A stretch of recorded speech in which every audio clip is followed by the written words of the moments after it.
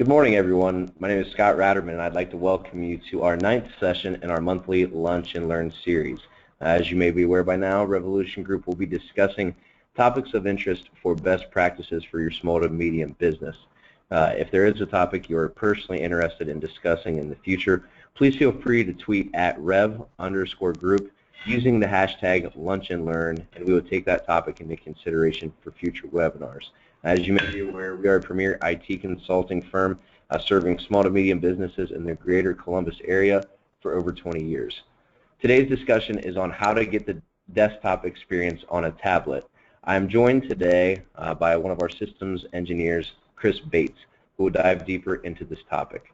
If there are any questions throughout the presentation, please feel free to type them in the browser below, and we will address them at the conclusion of the presentation. With that, I will turn it over to Chris. Hello, everyone. So we'll just kind of hop right into it here. So discussion, of course, is the tablets in the workplace.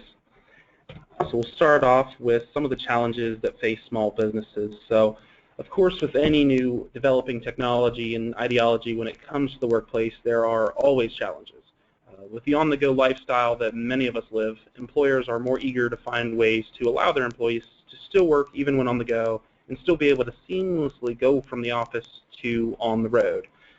Mobile devices themselves have been used 19% more than last year, and we're looking at a projected 120 million employees will be traveling in some way for business, whether simply by a car, train, or airplane.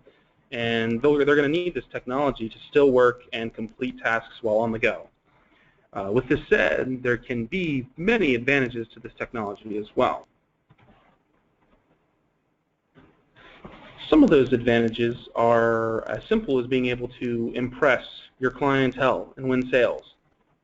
And most small and medium businesses agree that using this technology can increase your customer service experience as well as bring more work to the company. Now, all of that does sound great and seems pretty easy, but there's always a specific dilemma that pops up with most people who want to take that jump to the tablet world. And the typical device dilemma that most people face is the one we see on our screens now. They need a PC or a laptop to get real work done, but they don't want to lug it around and want a tablet when they're on the go because it turns on quickly. It's lightweight, makes consuming content a lot easier. But the problem is that some tablets may not give them the experience or power that the PC or laptop can give them, which results in most people carrying around both a laptop and a tablet, which is just not practical.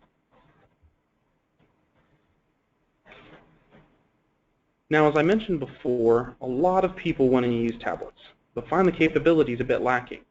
They may be able to read email, but cannot access their CRM application or work files, or some other application they may need to do to be able to perform tasks on the go. This leaves many people wanting to get more out of their tablets, so they can perform more tasks on the go. So the most common tablets that we would see are, of course, the iPad or the Android tablets that many of us are familiar with. Now, both of these devices are solid, very prevalent in today's culture and workplace. We, of course, can see how these devices are good. There's a huge mobile app support, price is pretty affordable, interfaces are easier to maneuver, and are perfect devices for the consumer. With that being said, we do run into many issues where many line of business applications don't have support or only have an app for one type of device, whether it be Android or iPad. We can also run into hardware limitations that may make it hard to work and cannot really replace the laptop you may already have. But alas, there's hope with some of the new devices coming out, such as the Surface Pro 3. Some people call this the tablet that will set you free, so to speak. Surface Pro is all about being as good, if not better, than your laptop, but still giving you that mobility of a tablet that everyone wants. And this is what a lot of people are moving towards nowadays when they're trying to look for that laptop replacement or laptop and tablet combo replacement. So with the Surface Pro and other similar devices out there, you get that stronger chipset Intel processors to allow you to have more power to actually be able to run your line of business applications as well as your Microsoft Office suite that you may already use among other programs. With most of these devices, there's also a docking feature. that allows you to easily transfer from the space at your desk to being on that comfy seat on an airplane. One of the main reasons it can still act as your tablet is it has that longer lasting battery that you are used to seeing in a tablet, but it's thin and doesn't weigh the 20 pounds when you hold it. Also, instead of running the common Android or iOS operating systems, it will instead be running the latest Windows operating system, which allows for an easier transition from device to device or even picking it up for the first time, as many of us are already used to using the Windows interface and functionality on our desktops or laptops already. Also, with devices like the Surface Pro, they encourage you to still be able to take notes and work like you were on your laptop.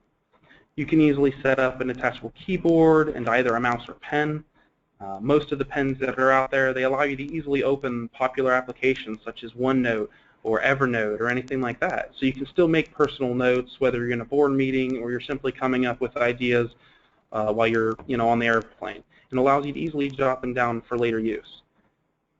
Some of the other advantages for integrating into your environment are being able to adapt to your viewing preference.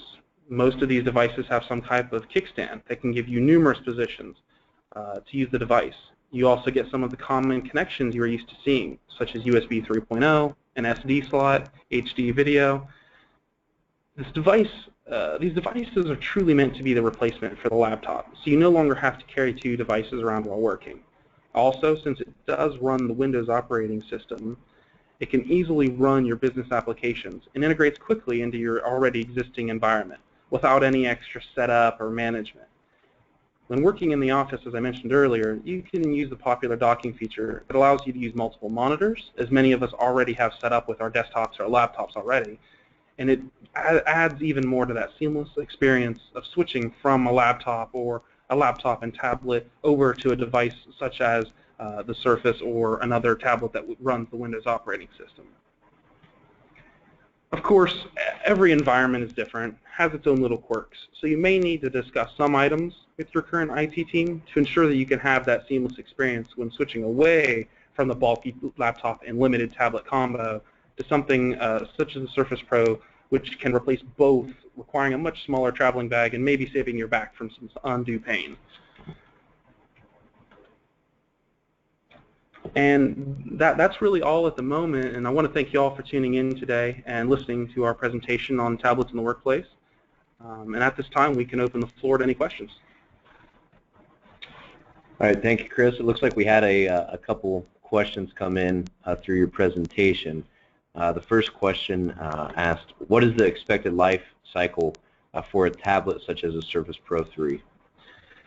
For most of the tablets that are out there that are running that Windows operating system and that you're going to want to get to be able to have that seamless experience, you're looking usually on average, I'd say 2 to 3 years, which is the rough life cycle for a desktop or a laptop as is.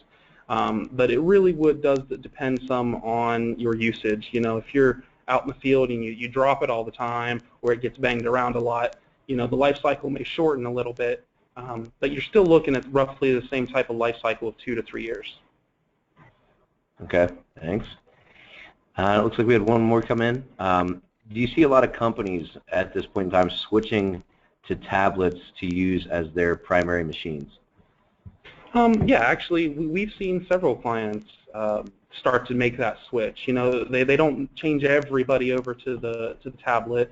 But we've had to set up several to integrate into a person's environment. Usually it's for that remote office or external user that maybe doesn't, maybe not in the office all the time, or maybe they're in another state. But it allows us to be able to set them up very easily, integrate into the environment without a lot of extra setup.